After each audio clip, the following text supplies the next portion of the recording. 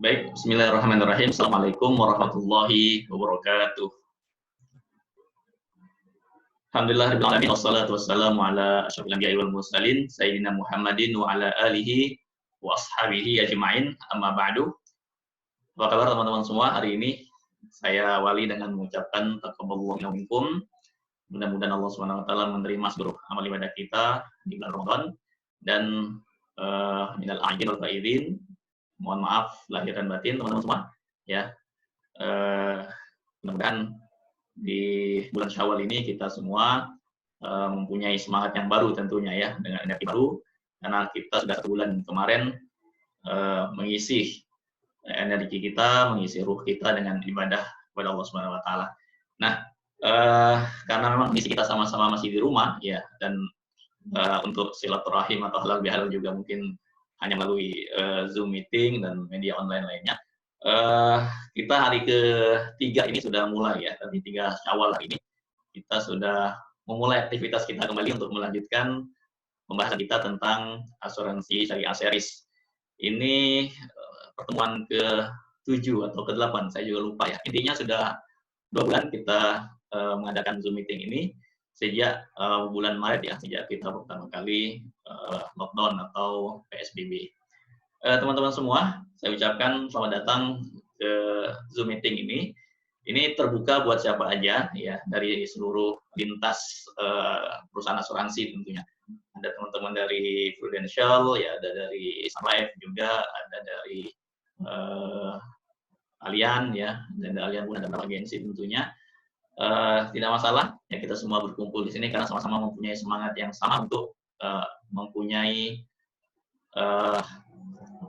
misi, yaitu untuk menyebarkan asuransi syariah ini kepada masyarakat kita lebih luas lagi ya, tentunya dengan pemahaman yang baik dan benar, sehingga sehingga masyarakat kita dapat memahami asuransi syariah dengan benar juga ya, sehingga sebuah pandangan yang negatif tentang asuransi atau asuransi itu haram dan lain sebagainya itu bisa kita jelaskan dengan baik ya. Dan ternyata setelah kita mempelajari asuransi syariah ini ya, ternyata banyak hal yang memang kita harus pelajari ya, bukan hanya dari segi produk saja tentunya, bukan hanya dari segi akadnya saja ya, tapi di sana kita sudah belajar banyak hal, yaitu tentang prinsip ya, tentang larangan-larangan dalam bermuamalah ya, dan juga kita tentang karakter agen asuransi syariah ya, dan banyak hal ya. Lebih kurang sudah 10 modul kita bahas ya, atau mungkin 11 ya. Di minggu lalu tanggal 20 kita sudah membahas tentang Islamic Financial Planning ya. Nah, di kesempatan kali ini insya Allah kita akan melanjutkan pembahasan kita tentang waris ya, menyiapkan warisan melalui polis asuransi syariah, dan juga bagaimana kita menyiapkan wakaf ya melalui polis asuransi syariah. Kalau kita renungkan ya dari awal ya, bahwa memang kehidupan kita ini tidak bisa lepas dari yang namanya asuransi ya, dari awal kelahiran ya sampai meninggal dan sampai akhirat bahkan ya, asuransi punya peran di sana ya. Karena hari ini kita akan membahas tentang wakaf ya, tentu ini ada erat hubungannya dengan alam akhirat ya, tentang kita setelah meninggal dunia. Nah, ternyata asuransi atau polis asuransi mempunyai peran juga di sana ya, mulai dari kelahiran manusia ya, dia membutuhkan asuransi, membutuhkan proteksi, ternyata sampai meninggal pun membutuhkan juga namanya asuransi ya, asuransi akhirat tentunya, yang akan menyelamatkan nanti di alam akhirat tentunya. Nah, artinya apa? Artinya maksud saya bahwa apa yang kita pelajari ya, kemanfaatannya bukan hanya untuk pengembangan bisnis kita saja, bukan hanya untuk bagaimana kita mempunyai API atau LP atau produksi, bukan, tetapi ternyata ini adalah sebuah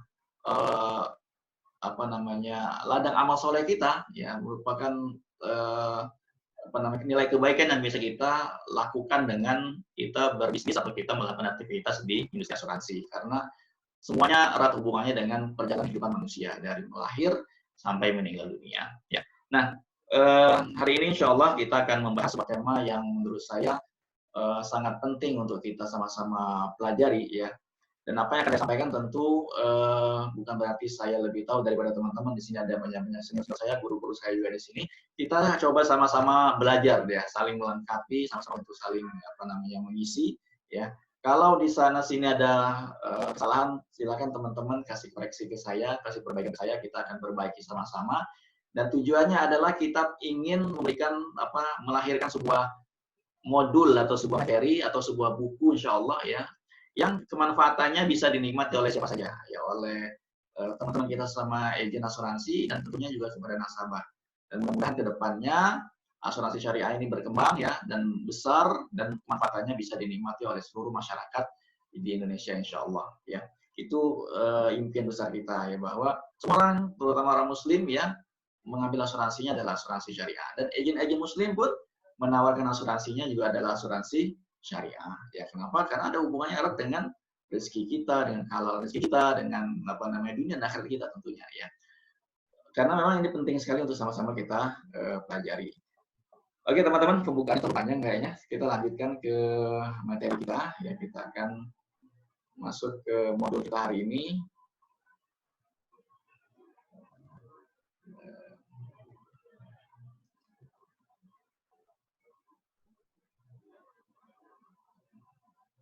Ya. Oke. Kita bahas ya, menyiapkan warisan melalui polis asuransi syariah. Oke. Teman-teman ya, kemarin kita bahas sebuah tema tentang Islamic Financial Planning ya. Ada perbedaan mendasar di sana antara financial planning-nya yang umum atau yang konvensional dengan syariah ya. Di poin nomor 4 atau di ZIS ya, zakat, infak, dan sedekah. Di sana ada pensucian harta ya, ada pensucian harta, dan memang setelah kita menjalani sebuah aktivitas mencari nafkah, yang menyiapkan fondasi untuk menyiapkan asuransi, ya, baik asuransi kesehatan, asuransi sakit kritis, ya, asuransi jiwa, ya, dan seterusnya. Kita juga menyiapkan yang namanya investasi, ya, di sini termasuk di dalamnya adalah menyiapkan perencanaan kapan kita melaksanakan ibadah haji, ya, di sana ada investasi untuk dana pensiun, dana pendidikan anak, ya, dana liburan dan seterusnya, dan menghimpun aset kita, yang menambah aset kita. Kemudian ada namanya zakat, infak, sedekah sebagai pembersih dari harta-harta kita, ya, dan kita bahas dalam pertemuan sebelumnya. Nah, di poin paling atas adalah tentang bagaimana mendistribusikan harta kekayaan kita, ya, yaitu dengan cara apa? Dengan cara yang pertama waris, ya, dan yang kedua adalah dengan berwakaf, ya. Gambarnya seperti ini, ya. Ya, kira-kira seperti ini ya. Ini bukan suatu hal yang yang baku ya, yang bisa berubah ya. Tapi paling nggak kita punya gambaran seperti ini, bahwa nafkah buat keluarga itu adalah hak untuk masa kini atau hak untuk keluarga ya. Di sana ada buat kebutuhan sehari-hari ya, ada buat hutang piutang juga ya, ada juga untuk buat liburan dan hiburan kita. Paling nggak 60% kita alokasikan ke sana. Nah, untuk asuransi ya antara 10 sampai 20% ya, tapi kita ambil jalan tengahnya aja ya, sekitar 15%. Di situ ada asuransi kesehatan kita, ada asuransi sakit kritis kita, asuransi keluarga ya, lengkap di sana paketnya. Kemudian ada investasi, itu tadi ya, hak untuk masa depan kita alokasikan untuk persiapan berangkat haji kapan, buat umroh kapan, buat pensiun, dan buat anak sekolah dan seterusnya. Nah, ternyata ada hak orang lain, yaitu adalah melalui zakat, infak, dan sedekah ya. Hak masyarakat, hak orang lain. Nah, tentang waris dan wakaf itu adalah hak siapa ya? Itu adalah hak untuk orang yang akan kita tinggalkan atau untuk ahli waris kita, dan hak untuk diri kita sendiri, yaitu sebagai apa? Sebagai bekalan menuju akhirat ya. Artinya asuransi itu kita mengumpulkan harta ataupun melalui asuransi ya. Banyak orang yang hanya bagaimana asuransi dunia gitu ya. Semuanya udah lengkap. Asuransi tanya apa aja udah lengkap semua ya. Tetapi satu nilai di sini, yaitu kita perlu menyiapkan juga namanya hak untuk akhirat kita melalui wakaf ya. Oke.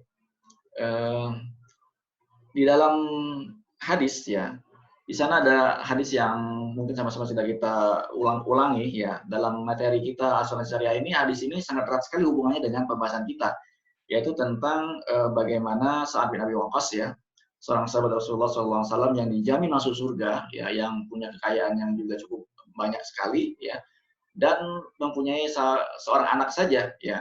Jadi suatu ketika dia Rasulullah datang kepada dia dalam haji wada ya, dia dalam kondisi dia sakit ya, kemudian dia bertanya kepada Rasulullah SAW, ya Rasulullah, ana dzu malin, dzu, ya.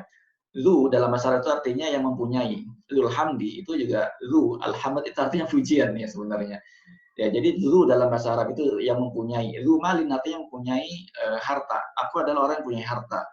Wala yarithuni illa ibnatun. Aku tidak mempunyai ahli waris kecuali hanya seorang anak perempuan, ya. Wahidah lagi. Ibnatun li wahidah, ya. Apa atau sadaqu bisulusai mali, ya, apakah boleh aku bersedekah, nah ini ya, menginfakkan atau mewakafkan dengan 2/3 hartaku, ya. Kata Rasulullah, la, ya, nggak boleh, ya. Kemudian dia datang lagi, ya Rasulullah, ya, apa atasaddaqu bisyatrihi, ya, apakah boleh saya bersedekahnya dengan harta tersebut separuhnya, ya. Rasulullah, la, ya, tidak boleh, ya. Qultu fasulus, aku mengatakan bagaimana kalau 1/3 saja, ya. Seorang Rasulullah mengatakan wasulusu katsir, ya, 1/3 aja boleh dan 1/3 itu udah banyak, gitu ya. Jadi, apa lanjutannya di sini, ya, innaka, ini poinnya di sini, ya, innaka, ya, sesungguhnya engkau, ya, antadzara warasataka, ya, meninggalkan ahli warismu, ya, agniya, itu kata-katanya, ya, kaya, ya, kaya, ghaniyun atau kaya, agniya, kaya, ya, khairun itu lebih baik, ya, min antadzarahum, ya, daripada engkau meninggalkan mereka alatan, ya, menjadi pengemis peminta-peminta, ya, takaffafunan nas, yang minta-minta kepada orang lain, ya. Nah, ini titik poinnya, bahwa menyiapkan warisan, yang meninggalkan harta untuk ahli waris, mereka kaya dan berkecukupan itu lebih baik, ya, daripada meninggalkan mereka menjadi beban orang lain atau menjadi peminta-peminta, ya. Walas tatunfiqu nafaqatan, dan engkau tidaklah menginfakkan atau menafkahkan hartamu, ya, tabtaghi wajhallah, untuk mengharapkan keridhaan Allah Subhanahu wa taala, illa ujir tabiha, kecuali engkau akan mendapatkan pahala, ya. Artinya menafkahi keluarga itu di sini juga artinya ada nilai pahala, ya. Hatta sampai al-luqmata, ya, yaitu satu suap yang kau berikan, ya, taj'alha fi imra'atika, kepada istrimu, itu ada juga merupakan sedekah, gitu ya. Nah, ini menunjukkan apa? Hadis ini menunjukkan bahwa penting sekali kita untuk meninggalkan harta kepada ahli waris kita. Sehingga apa? Mereka berkecukupan, ya. Mereka berkecukupan. Artinya apa? Waris itu bukanlah satu hal yang tabu, ya, bukan satu hal yang nggak usah dipikirin, enggak, ya. Waris itu ada sesuatu yang harus disiapkan, dan itu merupakan kewajiban kita sebagai orang yang mempunyai tanggung jawab kepada anak-anak kita. Ya, dilihat dari hadis ini. Oke. Selanjutnya, ini terjemahannya, ya, yang tadi saya bacakan. Oke, saya lewat aja. Nah, di sini poinnya adalah di sini kita akan membahas tentang bagaimana peran dari uang santun asuransi, ya. Kita nggak bahas panjang lebar, ya, warisan itu seperti apa, kemudian pembagiannya seperti apa, itu nanti kita belajar fikih nanti, ya. Dan kalau kita harus bahas satu persatu sangat panjang sekali, hitungannya kayak gimana, kita nggak bahas masalah itu. Nah, di kesempatan kali ini kita hanya akan membahas tentang apakah uang yang diterima dari asuransi, ya. Zaman sekarang teman-teman kan tahu sendiri, ya, bagaimana kita lihat klaim-klaim, ya. Klaim-klaim kan sekarang kan rata-rata orang sudah menyiapkan asuransi itu di atas 1 miliar, ya. Uang pertanggungan 1 miliar buat keluarga, 1 miliar, rata-rata di atas 1 miliar, 13, 10 sampai puluhan miliar tentunya buat ahli warisnya atau buat orang yang dituju. Nah, uang miliaran tersebut, ya, yang akan nanti diterima oleh ahli waris, dalam hal ini keluarga inti, ya, apakah, ini pertanyaannya, apakah uang warisan tersebut menjadi hak milik orang yang tercantum dalam buku polis, ya, kalau itu ada nama ayah atau istri atau anak, ya, atau orang tua, ya, apakah hanya itu saja, ya, atau ahli waris lain, yang mungkin paman, ya, atau cucu, ya, karena juga ada berhak menerima jika tidak terhalang oleh anak atau tidak terhalang oleh ayah dan seterusnya. Itu nanti ada pembahasan di fikihnya. Nah, tapi poinnya adalah, ya, apakah uang santunan atau uang pertanggungan asuransi jiwa itu harus dibagi sesuai dengan ketentuan waris menurut syariat agama Islam, ya, atau tidak, ya, atau hanya nama yang tercantum di dalam buku polis yang berhak menerimanya. Nah, ini perlu sama-sama kita pelajari, karena dalam hal ini, ya, ada beberapa pendapat tentunya yang orang punya landasan yang sama-sama kuat ya. Oke, kita lanjutkan ya. Jadi persoalan masalah asuransi ya, asuransi ini kan suatu hal yang kontemporer, dalam bahasa Arabnya al-muamalah al-haditha. Artinya suatu hal muamalah yang baru ya, yang ada zaman sekarang, yang tidak pernah dibahas dalam buku-buku klasik atau fikih klasik ulama-ulama terdahulu ya. Nah, ulama pun mempunyai dua pandangan ya, apakah asuransi ini boleh atau tidak boleh. Semua ulama ya dalam hal ini mengatakan bahwa yang namanya at-ta'min at-ta'awuni ya. At-ta'min at-ta'awuni itu adalah asuransi syariah ya, asuransi yang berlandaskan tolong-menolong. Itu semua mengatakan boleh ya. Semua mengatakan boleh. Yang menjadi pertentangan perbedaan adalah asuransi konvensional ya. Asuransi konvensional ya itu ada yang mengatakan ada yang boleh, ada yang nggak boleh ya.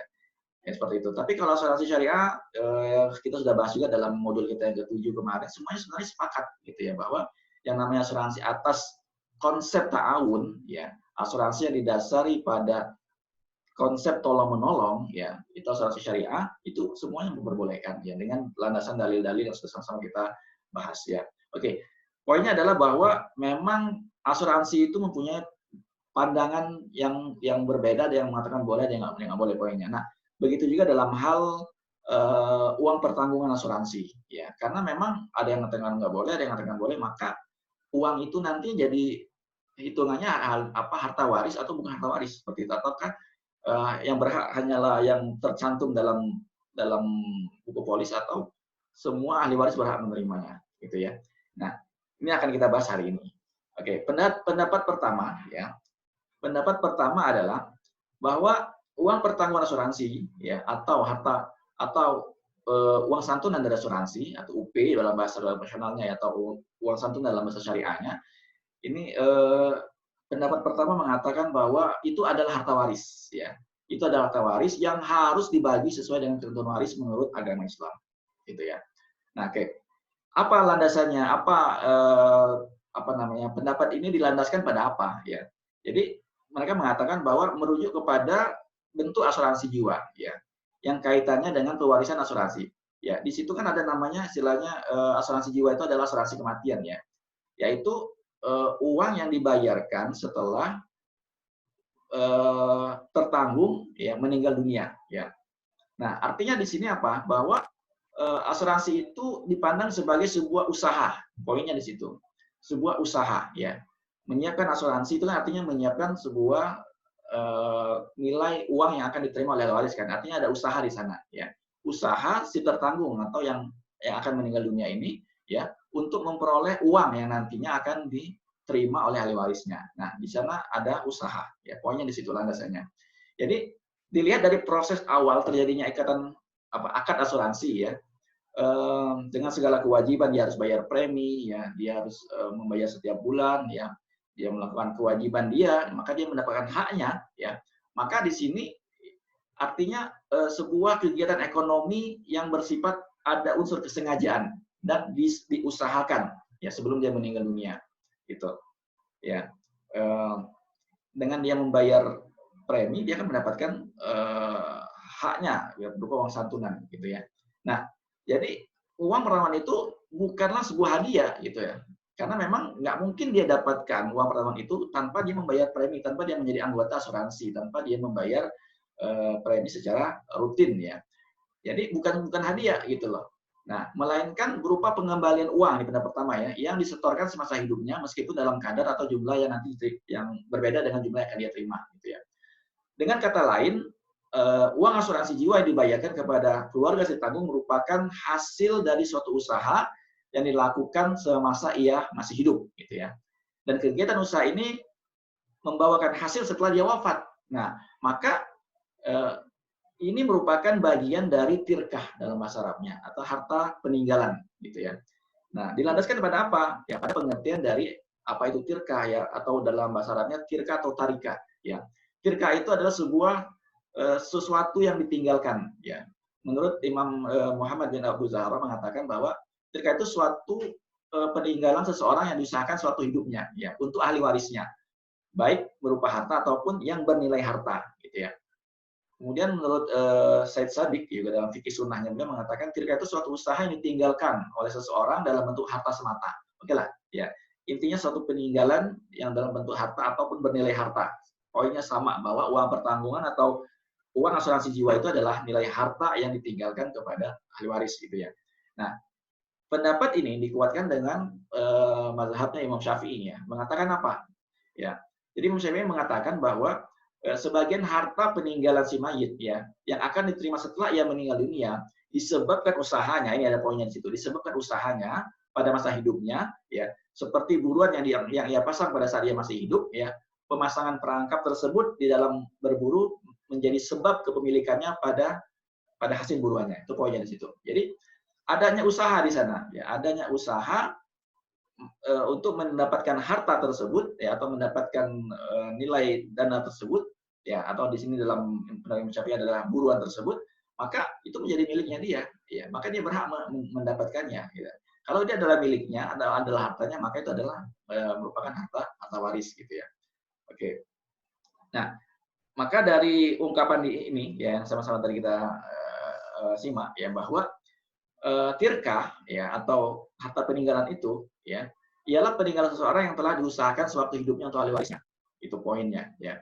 Jadi para ulama di sini beda pendapatnya adalah cuma di apakah sebatas hartanya semata ataukah juga yang bernilai harta, itu perbedaannya ya. Tapi kalau ulama Hanafiyah cenderung menganggap bahwa yang namanya tirka ya itu adalah sebuah peninggalan terbatas pada harta aja ya. Tapi kalau pendapatnya Imam Malikiyah ya, pendapatnya Syafi'i dan Hanabila, atau Imam Malik, Imam Syafi'i dan Imam Abu Hanbal ya, Ahmad bin Hanbal menganggap bahwa semua peninggalan gitu loh, nggak mesti harta gitu. Semua peninggalan yang berbentuk harta atau bernilai harta itu adalah disebut tarikah atau tirkah. Gitu. Pokoknya di sini. Nah, bahwa asuransi itu ya adalah merupakan bagian dari tirkah atau tarikah yang diusahakan si mayit atau si tertanggung selama dia hidup ya, sebelum dia meninggal. Karena ada usahanya di sana, maka itu dianggap sebagai tirkah atau harta warisan yang berhak diterima atau diwarisi oleh seluruh ahli waris gitu ya. Oke, poinnya di situ ya. Jadi asuransi jiwa ya adalah sebuah tirkah ya atau tarikah atau sebuah peninggalan ya yang termasuk yang memang masih berada di perusahaan asuransi atau masih menjadi milik orang lain gitu ya. Nah, jadi diibaratkan di sini adalah ibarat tangkapan ikan gitu. Dari pendapatnya Imam Syafi'i tadi bahwa ya dia dengan membayar premi secara terus-menerus dia nanti akan berhak mendapatkan harta tersebut atau uang tersebut gitu ya. Nah, yang pertama, ya. Jika adanya santunan tersebut disebabkan karena adanya kematian si mayit, apakah ia sebagai karyawan? Nah, ini poinnya di sini ya. Ini akan ada perbedaan lagi di sini nanti. Apakah itu asuransi yang diterima secara mandiri ya, sebuah program asuransi mandiri, ataukah dari perusahaan yang mana itu dipotong dari gajinya gitu ya, dipotong dari gajinya ya, baik ataupun dia bayar premi sendiri ataupun dipotong dari gajinya ya. Nah, di sini kan ada sebab hartanya ya, ada sebab di situ, ada sebab harta si tertanggung atau si mayit mengusahakannya gitu ya. Maka dana yang diterima dari nilai asuransi tersebut karena dia membayar premi, karena dia dipotong gaji ya, maka nilai asuransi tersebut adalah harta warisan yang harus dibagi ya sesuai dengan ketentuan waris menurut agama Islam tanpa menghiraukan ya aturan dari lembaga asuransi syariah asuransi syariah gitu ya, baik syariah atau konvensional ya. Karena dana itu adalah harta mayit gitu ya. Dia mengusahakan, akhirnya dia menerima uang santunan tersebut gitu. Oke, poinnya di situ gitu ya. Nah, maka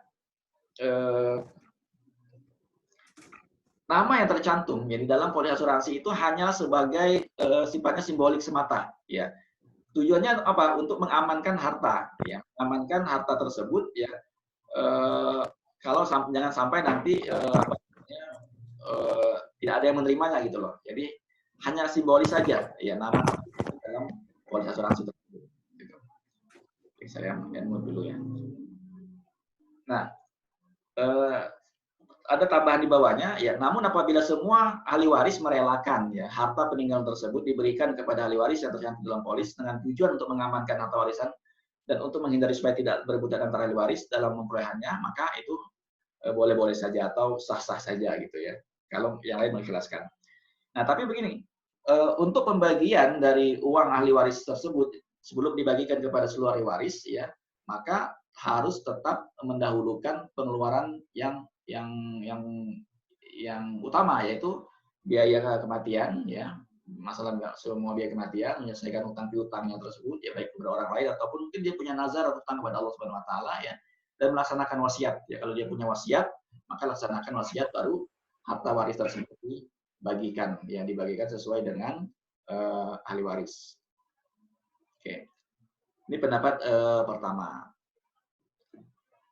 Nah, dari pendapat pertama ini ya, ada satu poin yang bisa kita ambil bersama ya, bahwa begini, kalau ada santunan kematian yang diterima oleh karyawan ya dari sebuah perusahaan ya, dan santunan kematian tersebut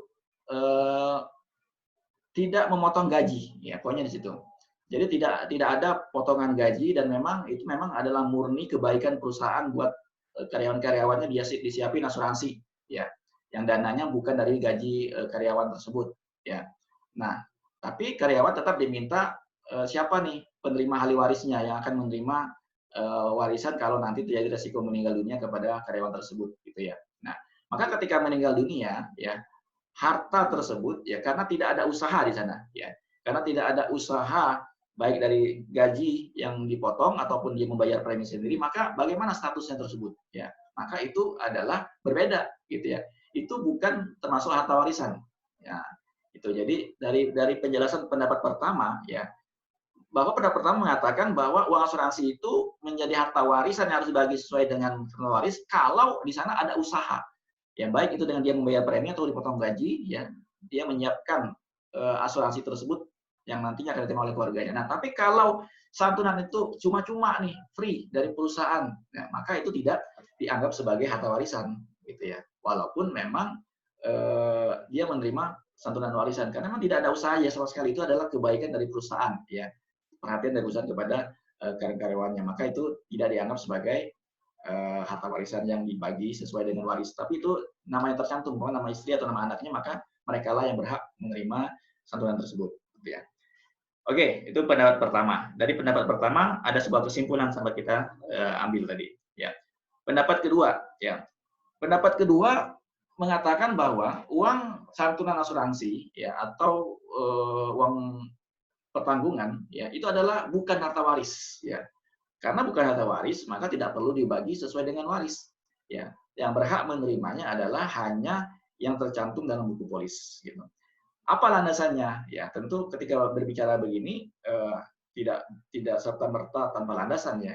Ya, harus punya landasan. Landasan secara fikihnya apa, ya secara dalilnya apa, ya. Oke. Jadi syarat harta itu dibagi waris ya adalah status kepemilikannya, ya. Tentang status kepemilikannya di sini, ya. Dalam bahasa Arab itu istilahnya disebut dengan nama al-milkut tam, ya. Memiliki secara utuh, gitu ya. Memang milik dia, gitulah. Harta itu miliknya orang yang meninggal itu, ya, karena itu adalah miliknya, maka itu yang akan dibagi. Tapi kalau itu bukan miliknya dia, apa yang mau dibagi, kan seperti itu. Itu landasannya. Ya, jadi kepemilikan sempurna, ya. Nah, asuransi, ya, menurut pendapat kedua ini itu bukan milik yang tertanggung atau bukan milik si mayit, gitu ya. Dengan beberapa alasan sebagai berikut, gitu ya. Oke, kalau kita lihat dulu, ya, kita baca di argumen ini, ya. Bukankah asal muasal santunan asuransi adalah dari harta milik almarhum? Ya, kan benar ya.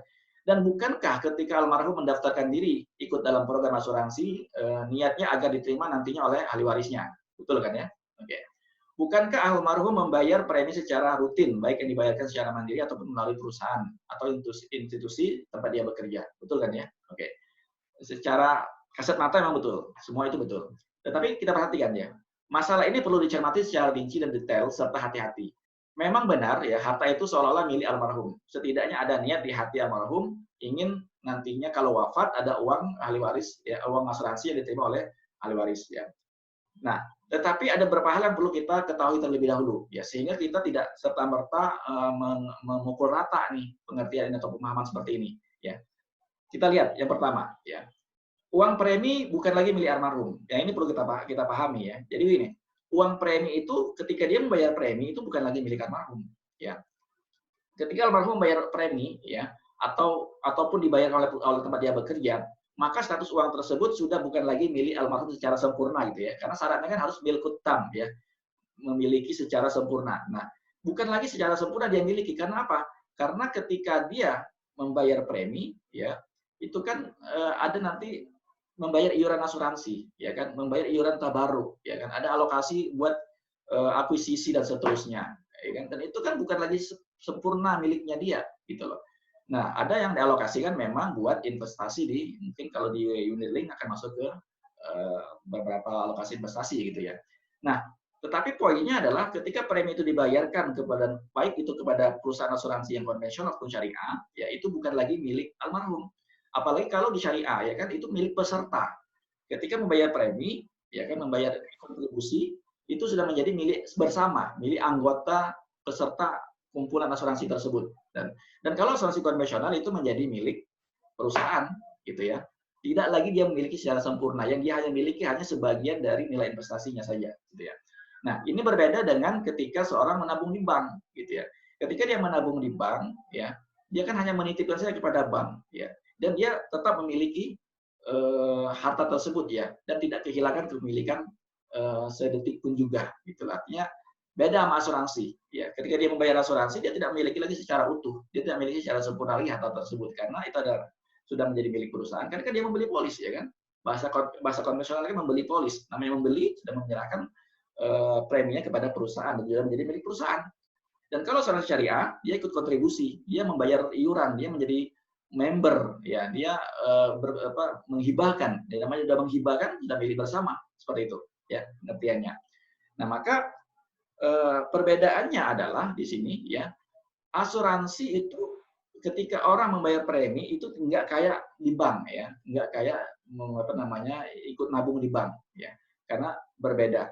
Ya, karena ketika ikut asuransi, uang yang dia bayarkan tersebut bukan lagi 100% secara sempurna miliknya dia. Dia hanya memiliki uang investasinya saja, seperti itu. Ya. Oke, yang kedua, ya, uang klaim asuransi baru cair setelah pemiliknya wafat. Ya, uang klaim asuransi baru cair setelah pemiliknya wafat. Ini.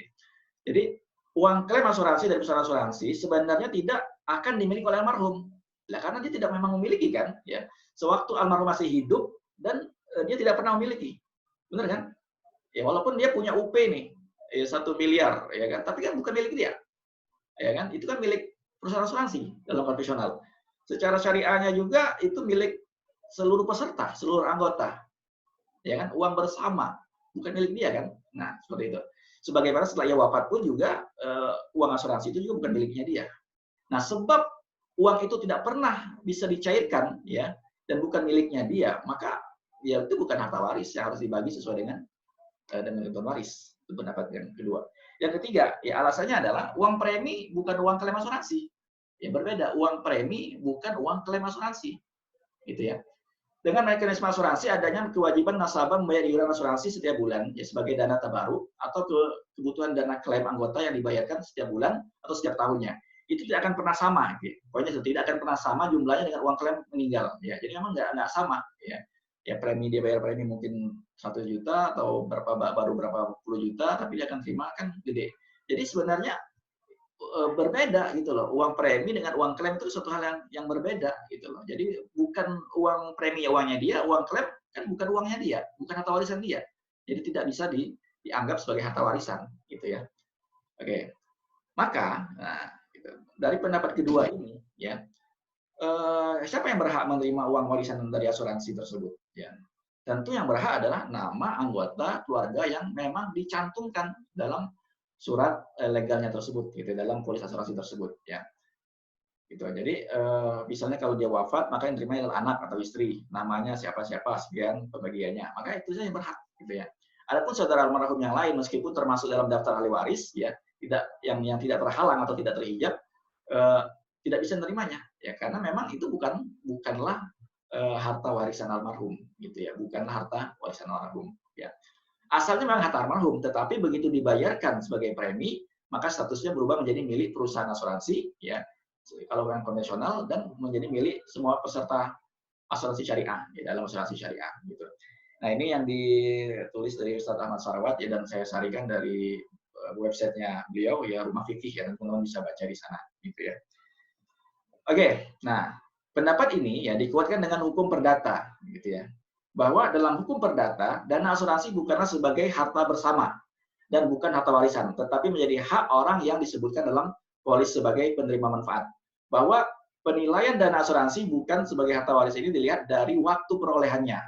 Oleh karena dana asuransi diperoleh setelah terjadi kematian, gitu ya. Maka dana tersebut bukan sebagai harta waris, gitu ya.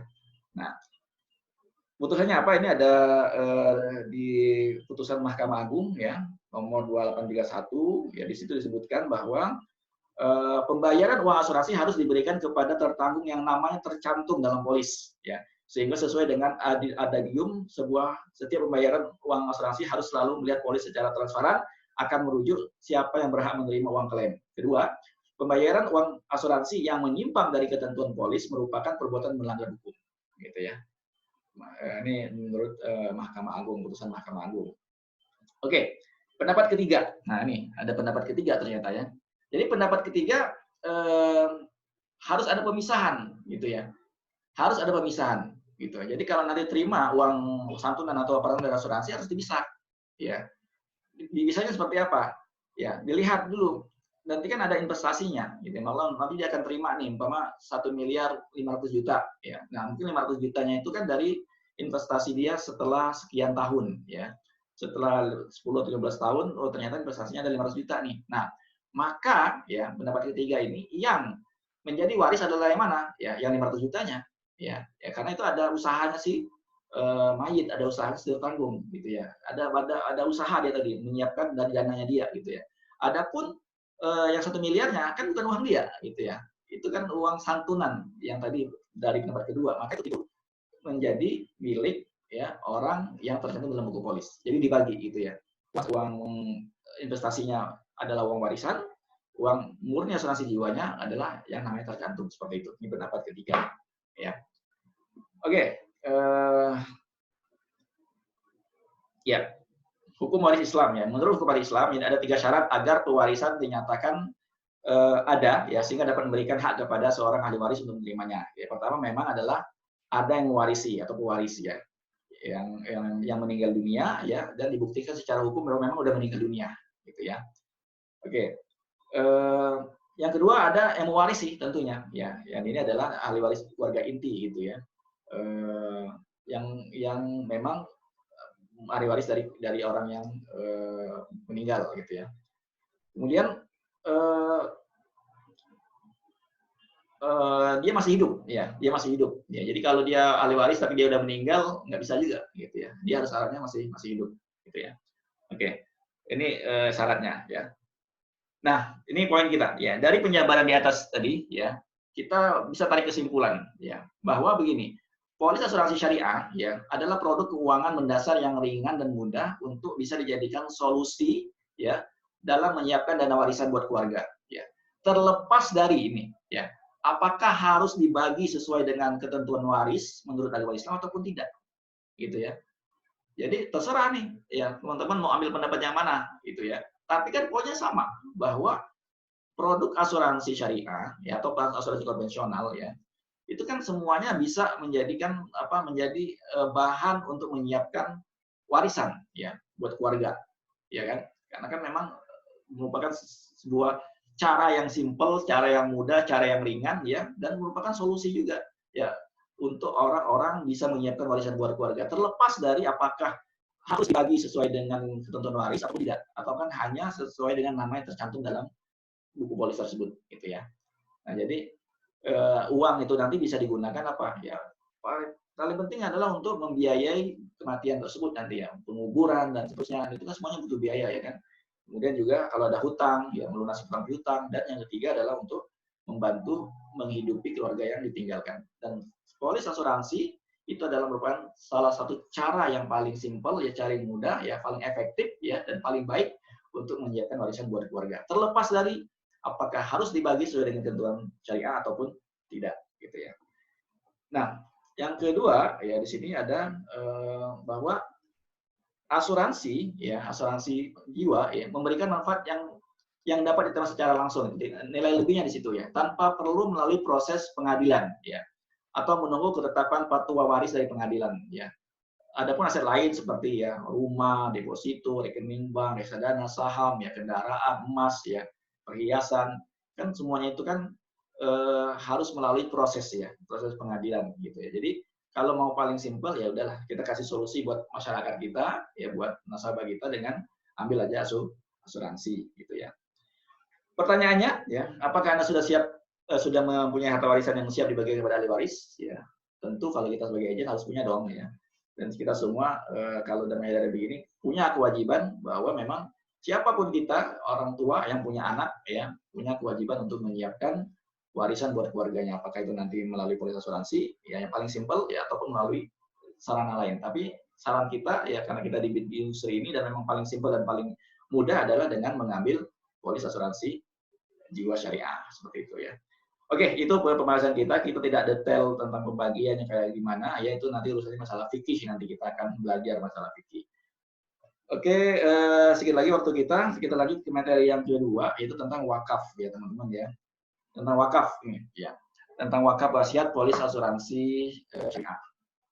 Sama seperti yang pertama ya, karena memang waris dan wakaf ini adalah tentang pendistribusian kekayaan kita ya. Pendistribusian kekayaan seseorang yang sudah menyelesaikan semua tahapan-tahapan keuangan dia ya. Nah, kita lihat lagi ya bahwa memang hak ya untuk akhirat poinnya di sini, karena wakaf itu adalah hak untuk akhirat ya, kalau waris adalah hak untuk memang ahli waris kita gitu ya. Setelah kita menyelesaikan hak-hak keluarga ya, hak masa darurat, hak masa depan ya, dan hak orang lain melalui zakat gitu ya. Oke, kita awali dulu dengan pertanyaan gitu ya. Berapa lama hidup di dunia? Ya, berapa lama kita semua ini hidup di dunia? Ya. Dalam hadis ya, ini hadis Imam Ibnu Majah ya, dan juga Imam Tirmizi mengatakan bahwa Rasulullah bersabda dalam riwayat Abu Hurairah, ya, a'maru ummati ma baina sittin ila sab'in. Ya. Umur umatku itu antara 60 sampai 70 ya. Wa aqallum, dan sangat sedikit yang man yajuzu dzalik, yang melampaui itu ya. Jadi yang di atas 70 itu sampai 100 itu dikit sekali. Tapi rata-rata adalah 60 sampai 70. Ini hadis dari Rasulullah SAW. Artinya hidup di dunia hanya ya tidak lebih ya dari 6 sampai 70 tahun gitu ya. Dan ada walaupun ada yang lebih bonus, yaitu nggak banyak orang yang lebih umurnya dari 70 tahun gitu ya. Nah, sedangkan perbandingan hidup di akhirat itu berapa lama gitu ya. Hidup di akhirat itu dalam Al-Quran disebutkan ada 110 ayat lebih ya, tidak kurang dari 110 ayat yang menggambarkan tentang kekekalan hidup di surga ataupun hidup di neraka. Tinggal pilih ya, mau hidup di surga atau hidup di neraka. Di akhirat itu semuanya kekal gitu ya. Sudah kekal, di neraka juga kekal ya. Dalam ayat surat At-Taubah yang pertama yaitu tentang surga gitu ya, khalidina fiha, mereka kekal di dalamnya ya. Dzalikal fawzul azim, itulah kemenangan yang besar. Dalam ayat yang kedua surat Az-Zukhruf ayat 775, innal mujrimin, yaitu orang-orang yang berdosa kekal ya fi azabi jahannam khalidun, ya, mereka kekal di neraka jahanam ya gitu ya. Tidak diringankan azab dari mereka, dan mereka di dalamnya berputus asa gitu. Jadi ini gambaran bahwa kekal ya, kekal itu kan selamanya. Nah, ini perbandingannya antara hidup dunia 70 tahun ya dengan hidup di akhirat yang kekal abadi selamanya. Maka gambarannya kalau kita lihat ya secara simpel seperti ini kira-kira ya. Ini gambaran hidup kita di dunia dan hidup kita di akhirat. Ya. Dari lahir ya sampai meninggal anggaplah 70 tahun ya. Jadi selama hidup di dunia biasanya kita semua ya sudah mempersiapkan ya tahapan-tahapannya seperti tadi ya, dalam financial planning tadi ya, buat dana keluarga, buat biaya hidup, ya dana anak sekolah, ya asuransi lengkap, semua paket lengkap sudah disiapin ya, asuransi kesehatan, asuransi kritis dan seterusnya, tabungan sudah siap juga, investasinya banyak di mana-mana ya, udah nyiapin dana haji, dana umroh, ya buat pensiun juga ada gitu ya, dan juga sudah menyiapkan harta warisan gitu ya. Nah, apa fungsinya di akhirat ya? Jadi di akhirat nanti kan begini, bahwa pahala ya yang akan diperoleh itu adalah ketika orang beramal di dunianya, ya. Eh, Sholatnya, baca Al-Qur'annya, puasanya, ya kan, hajinya, zakatnya. Nah, semua itu akan diterima nanti pahalanya nanti di akhirat nanti. Gitu ya. Nah, tapi pahala tersebut ya, dalam hadis juga yang lain dijelaskan bahwa bisa berkurang loh pahala itu. Ya. Artinya pahala itu bisa habis ya. Kan dalam hadis disebutkan bahwa di akhirat nanti akan datang orang yang dengan pahalanya yang banyak ya, pahala zakatnya, pahala sholatnya, pahala puasanya, semuanya datang. Tapi datang orang pada Allah SWT, ya Allah, dulu di dunia dia melakukan ini kepada aku, berbuat zalim kepadaku, mencelaku, ya mengejek dan seterusnya. Intinya melakukan perbuatan yang merugikan orang lain gitu ya. Maka kata Allah SWT, ya, ambil pahalanya yang diberikan kepada orang tersebut. Ya, sampai apa? Sampai pahalanya habis gitu ya. Sampai pahalanya habis. Ketika pahalanya habis, pasti datang orang ya untuk minta pertanggungjawaban atas perbuatannya menzolimi orang lain selama di dunianya. Maka apa? Dilimpahkan dosanya, ya, dosanya dilimpahkan kepada orang tersebut. Nah, itu gambarannya ada di akhirat nanti. Maka apa? Ada yang namanya pengurangan pahala. Ingat, ya, ketika kita di dunia dengan kebaikan amal saleh kita lakukan, ya, itulah yang nanti akan menjadi timbangan kebaikan buat di akhirat gitu ya. Nah, ketika pahala itu berkurang karena menzolimin orang, karena maksiat, karena riba dan lain sebagainya, ya, maka kita butuh yang namanya amalan yang bisa menambah pahala. Ya, walaupun sudah meninggal dunia, ya tetap punya tambahan pahala. Itu poinnya di sini, gitu ya. Karena kan seluruh amalan kan putus loh. Nggak bisa lagi sholat, nggak bisa lagi puasa, nggak bisa lagi zakat, nggak bisa lagi haji dan puasa dan seterusnya. Nantinya yang ibadah di dunia udah nggak bisa lagi, gitu ya. Udah selesai ketika dia meninggal dunia. Tetapi ternyata ada sebuah sarana yang Allah siapkan, ya, yang Allah kasih buat kita, yaitu untuk menambah pahala walaupun sudah meninggal dunia, yaitu apa? Sedekah jariyah dan wakaf, gitu ya. Nah, jadi walaupun sudah meninggal dunia tetap dapat pahala, gitu ya. Inilah materi kita hari ini, yaitu wakaf. Poinnya di situ sih, adalah poinnya walaupun orang tadi tersebut sudah meninggal dunia, gitu ya, dia sudah punya polis banget, ya, polis dunia sudah selesai, dia harus siapin polis akhirat, ya, dengan harapan itulah nanti yang akan menjadi penambah pahalanya ketika dia sudah meninggal dunia, gitu ya. Nah, konsekuensinya apa? Ya, kebahagiaan yang kekal di akhirat, ya, tanpa lupakan dunia. Ini ayatnya ada nih, surah Al-Qasas 77. Kejar kehidupan kalian di akhirat, tapi jangan lupakan dunia. Yang kedua adalah kita siapkan amal investasi abadi, yaitu merupakan wakaf, ya. Oke, kita jelaskan sedikit dulu pengertian wakaf, gitu ya. Wakaf adalah sedekah berkelanjutan atau jariyah. Jariyah itu selalu mengalir, ya. Ya, ini menyedekahkan harta kita untuk kepentingan sesama. Ya, dari saat masih hidup sampai manusia meninggal dunia, itu wakaf, ya. Oke, harta wakaf itu tidak boleh berkurang nilainya, tidak boleh dijual, tidak boleh diwariskan kalau diwakafkan, gitu ya. Karena wakaf pada hakikatnya adalah penyerahan kemilikan harta manusia menjadi milik Allah atau milik umat, gitu. Sudah diserahkan, sudah menjadi milik Allah dan sudah bisa dimanfaatkan buat umat. Tidak boleh lagi dimiliki oleh keluarga atau ahli waris, ya.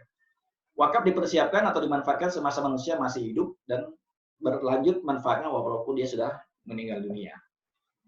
Ya, ini landasannya, ya, ayat-ayat yang memotivasi kita untuk berwakaf, ya. Wa fal khairul alakum tuflihun, yang berbuat kebajikanlah supaya kamu mendapat kemenangan, dan lan tanalul birra, kalian tidak akan sampai pada kebajikan yang sempurna sebelum kalian menafkahkan apa yang kalian cintai, gitu ya. Dan hadis ini yang sangat akrab dengan kita, ya, tentang anak Adam apabila telah meninggal dunia, ya, idza mata al-insan in qata'a amaluhu, ya, illa min salasin.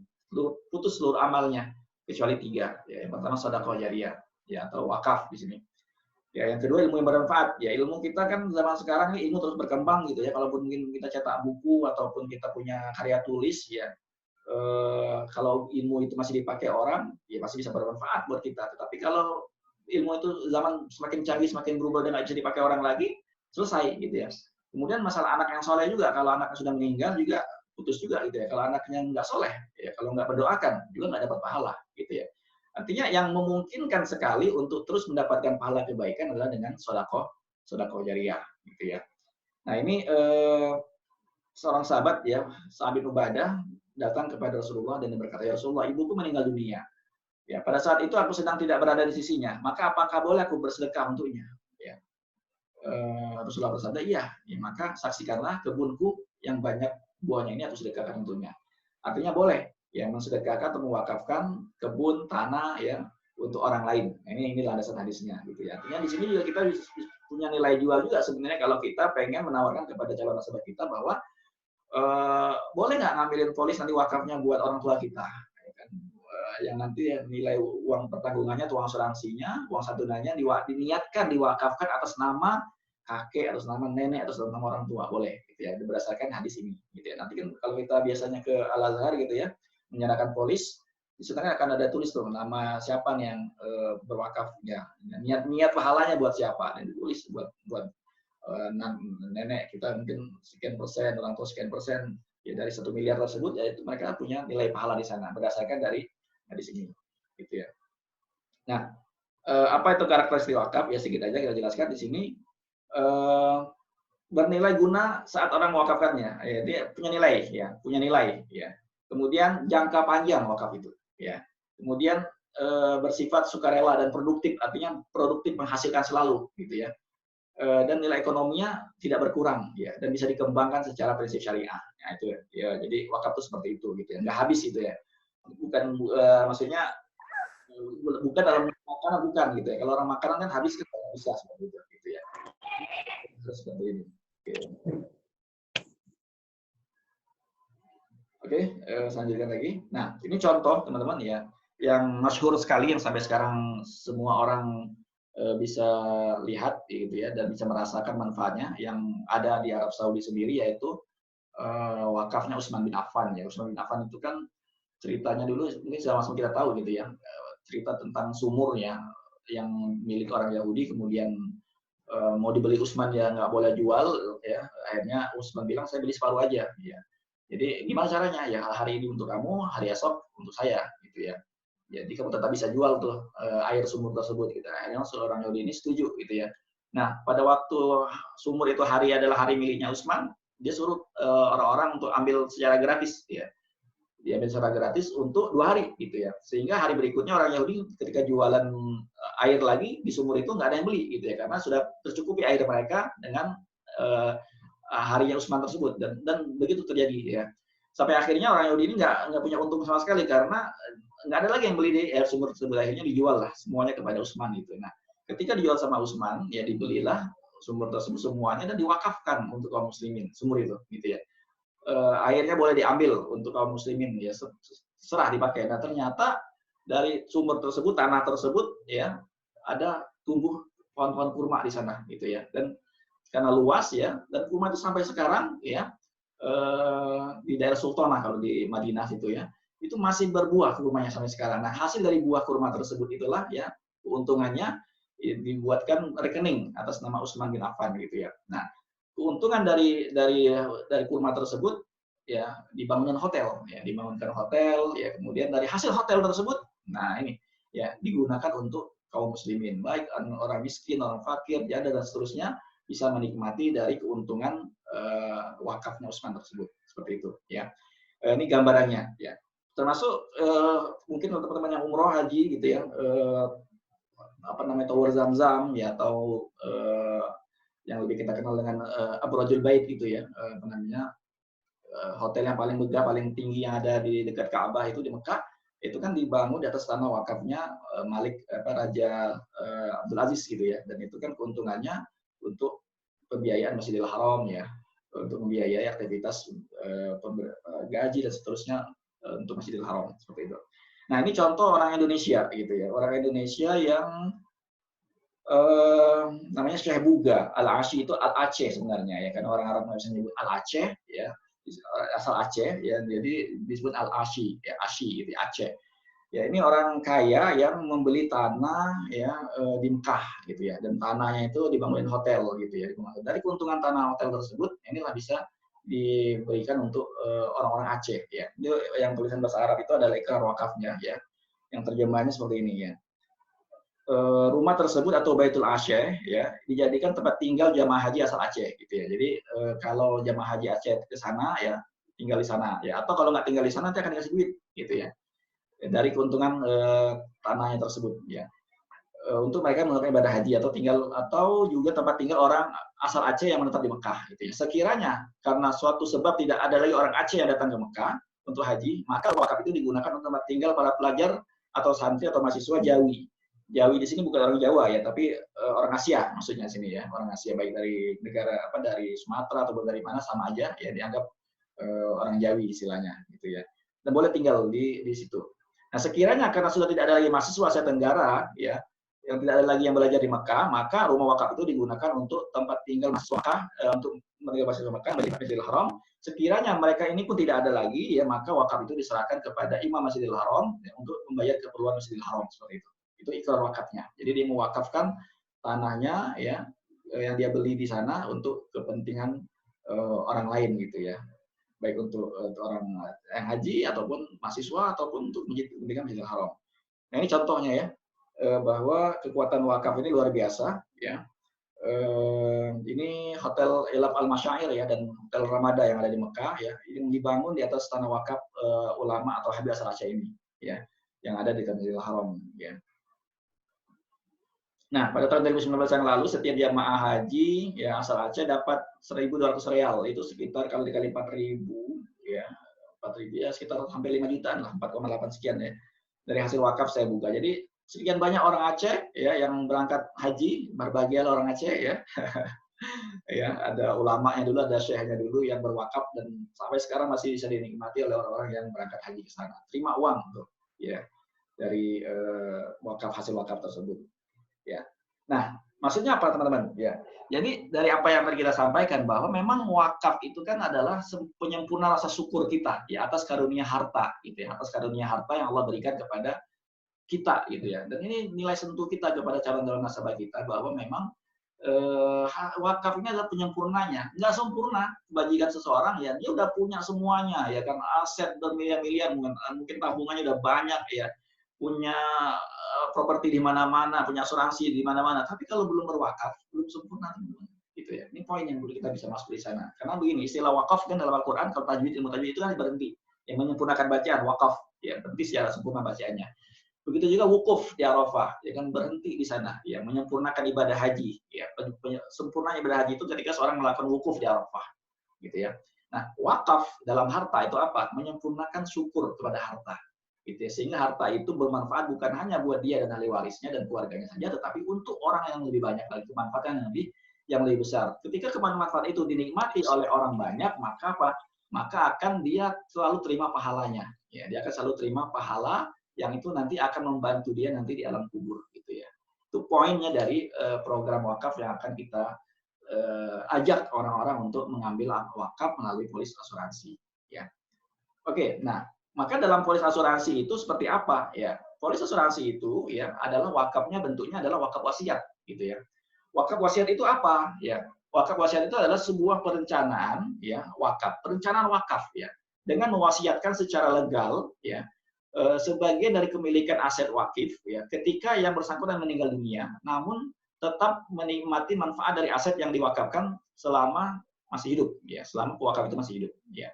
Nah, maka wakaf wasiat polis syariah itu adalah seperti kuantum wakaf ya atau kuantum wakaf ya untuk dapat mewakafkan melebihi aset yang dia punyai ya tanpa mengurangi hak ahli waris gitu ya. Pokoknya sudah tanpa mengurangi hak ahli waris. Nah, sebelumnya kita bahas sedikit ya biar kita nyambung ke pengertian wakaf wasiat ya. Apa itu wasiat ya? Wasiat itu dari kata wasoyah ya yang artinya adalah wasiat ya. Yaitu tujuannya apa? Menghubungkan harta benda ya waktu hidup dengan sesudah mati gitu ya. Berwasiat terhadap harta yang dia miliki, nanti setelah dia mati harta ini buat apa gitu ya. Atau penyerahan hak atas harta tertentu dari seseorang kepada orang lain secara sukarela yang pelaksanaannya ditangguhkan hingga pemilik harta meninggal dunia, ya kan. Jadi dia mewasiatkan dulu nih dari nilai polisnya nanti untuk digunakan untuk apa nih, untuk lembaga mana atau untuk bangun masjid apa dan seterusnya ya. Ini didasarkan pada firman Allah ya, wa idza kutiba alaikum idza hadara ahadukumul maut ya, apabila kalian mau meninggal dunia ya, maka hendaklah kalian menyampaikan pesan wasiat kepada kedua orang tua ya atau kepada kerabat dengan baik dan bijaksana. Semua itu merupakan hak bagi Allah bagi orang-orang yang bertakwa. Kemudian juga ini hadis ya disuruh juga untuk berwasiat ya dalam hadis Bulughul Maram ya. Sesungguhnya Allah telah memberi hak kepada tiap-tiap yang berhak ya dan tidak ada wasiat untuk ahli waris. Jadi kalau ahli waris itu mereka sudah mendapatkan pembagiannya khusus gitu ya. Jadi nggak usah lagi diwasiatin dapat berapa ya, tapi karena memang sudah ada bagian warisnya secara khusus. Nah, apa itu wakaf wasiat polis asuransi ya? Wakaf wasiat polis asuransi adalah eh, wakaf berupa polis asuransi syariah, ya, hanya syariah ya, yang mana nilai investasinya atau uang pertanggungan, ya, atau uang santunan asuransi jiwanya diwakafkan, ya, oleh tetangga utama yang diketahui oleh ahli waris, ya, syaratnya diketahui oleh ahli waris bila jatuh tempo atau nanti wakaf tersebut meninggal dunia, gitu ya. Nah, ini contoh ya. Bapak Ahmad, usia 43 tahun, berencana memberikan wakaf 1 miliar untuk membangun masjid yang membutuhkan biaya 1 triliun. Ya, maka dia menyisikan melalui bank syariah, contoh di sini. Ya, nah kalau dia menyisikan 2 juta per bulan, maka dia membutuhkan selama 42 tahun. Ya, ya untuk terkumpul 1 miliar. Artinya baru terkumpul nanti di usia 85 tahun. Kalau saat ini usianya 43, gitu ya. Jika saat ini adalah usianya 43, maka baru terkumpul pada saat usia 85. Apakah nanti sampai ke usia 85 atau enggak tahu gitu ya. Jika baru menabung 12 bulan ya dan meninggal dunia, maka baru terkumpul 24 juta. Artinya yang bisa diwakafkan hanyalah 24 juta. Ini kalau dia berwakaf melalui bank gitu ya, menyimpan berniat berwakaf dengan menabung rutin 2 juta per bulan ya melalui bank. Tetapi dengan melalui wakaf polis asuransi ya, wakaf polis asuransi, walaupun dia baru meninggal 1 kali, ya, meninggal 1 kali, maka dia tetap bisa berwakaf senilai 1 miliar. Ya. Nah, nilai 1 miliar itu tetap bisa dia dapatkan nilai wakafnya. Ya. Oke, artinya secara keunggulannya ya, tetap bisa dapat pahala yang terus mengalir ya, ringan ya karena memang preminya juga murah gitu ya. Kemudian juga amanah, ya di sini ada lembaga-lembaga wakaf yang terpilih, yang terpercaya, ya, dan bermanfaat untuk ekonomi dan masyarakat secara bersama-sama, gitu ya. Nah, ini tabel, contoh aja nih teman-teman ya. Ini contoh tabel, ya, wakaf 1 miliar, ya. Anggaplah kita buat dari usia 40 aja lah, ya, karena orang-orang udah 40 tahun itu udah mikirin akhirat dia. Kalau masih di bawah 40 tahun itu masih ngejar dunia ya, teman-teman ya. Ya, anggaplah udah 40 tahun udah ya kan ada ayatnya ya. Kalau udah 40 tahun itu kan mikirnya udah akhirat aja udah.